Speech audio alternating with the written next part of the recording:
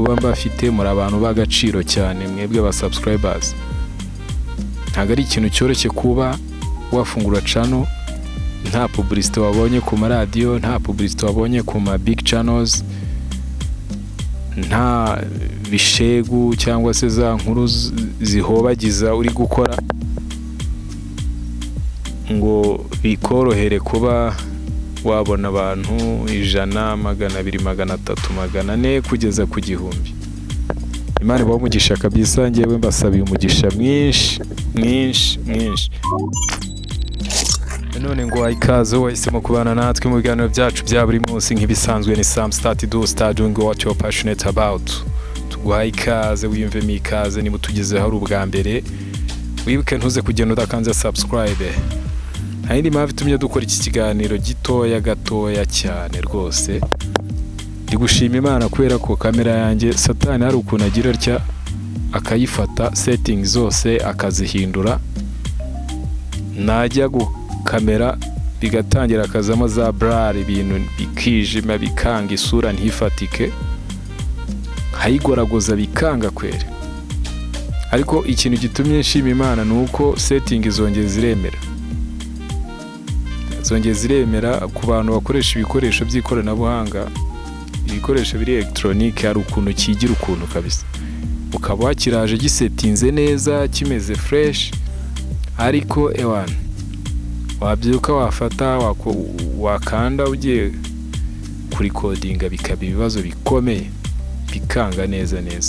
Ubwo rero nshimye Imana kubera ko settings zongeye zikajya kuri gahunda uko biri. Ngira ngo murabona ko amashusho noneho ntacyo atwaye.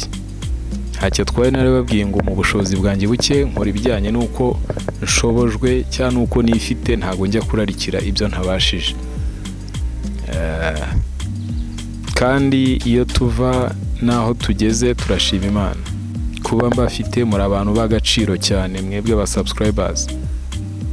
Ntabwo ari ikintu cyoroshye kuba wafungura channel nta publicity wabonye ku maradiyo, nta publicity wabonye ku ma big channels, nta bishegu cyangwa se za nkuru zihobagiza uri gukora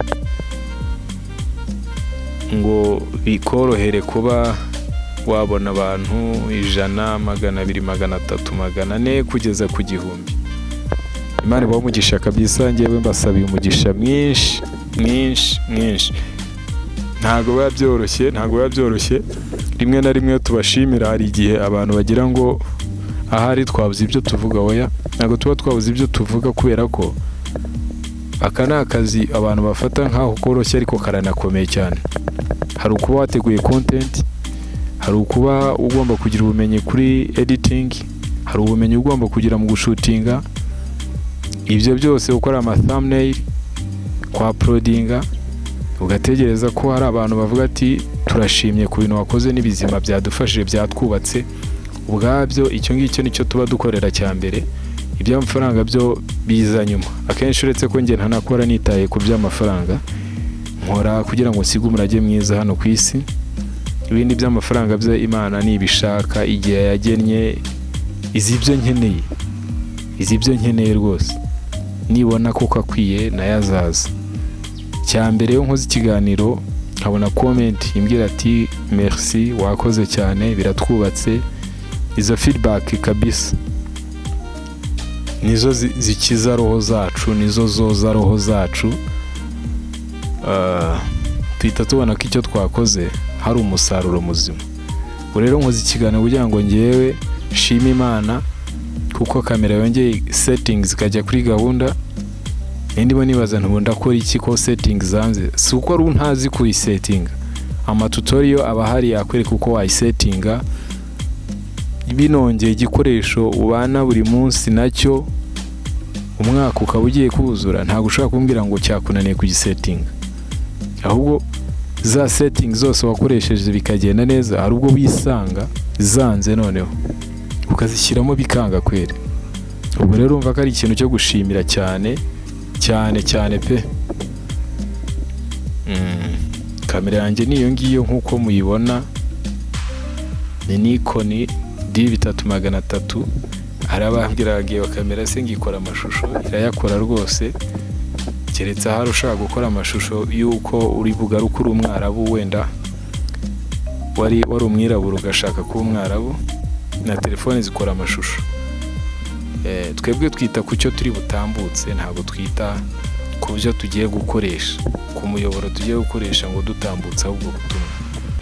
Imana nikomeze ubaho umugisha, bakangurira kwita ku miryango yanyu, mukaganiriza abana banyu, mukaganiriza abagore banyu, mukaganiriza abagabo banyu, ibibazo by'umuryango mukabikemurira hamwe, mugasabana imbabazi, hakabaho guca bugufi, ibiganiro bikabaho kenshi, mukababarirana nyine, tukagira umuryango wubakitse, wubakiye ku ndangagaciro, wubakiye kuri Kristo, bityo igihugu cyacu kigatera imbere n'imiryango yacu. Nk'uko intego yacu ari ukwita ku buzima bwo mu mutwe, ariko by'ingenzi, ingingo nyamukuru ni uguhumuriza no guhitura kugira dukumire, hanyuma tukanashimisha. Gushimisha ni entertainment, uko nabibabwiye, njya nandika indirimbo, ariko umunsi Imana yabishimye ko ntangera kuzikora nyinshi, muzazibona nazo zasohotse. Ndabashimiye, Imana ibahe umugisha. Nari ndimo nshima Imana kuko kamera yanjye yongeye gasubira kuri setting nzima. Imana ibahe umugisha, reka mbe mbasezerera ngaha, tuzasubira nakagaruka. Imana ikomeze ibarinde. Comment zanyu turazikunda cyane, ibibazo byanyu abajya batubaza turabasubiza, mujye mukomeza mutwereka ko turi kumwe, natwe nibyo tuba dukeneye rwose. Imana ikomeze ibarinde, mwiyiteho.